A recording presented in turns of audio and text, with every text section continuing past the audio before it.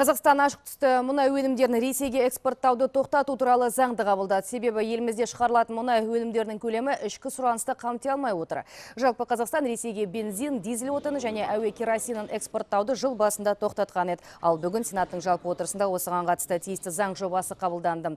Сондай Қазақстанға Ресейден мазут, битум секілді қоңыр түсті мұнай өнімдерін әкелуге жыл соңына дейін тыйым салынды. Ал бензин, дизель отыны, әуе керосині сияқты ашық түсті мұнай өнімдерін Ресейден тасымалдау жалғаса береді.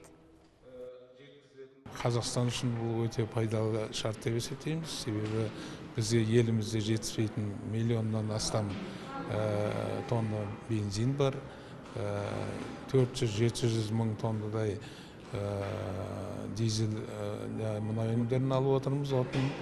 Оның бәрін бүгін біздер кедендік одақты және Еуразиялық одақтың арқасында басқа жерден ештерден іздемей осы көрші елімізден, одақтас елімізден алып отырмыз.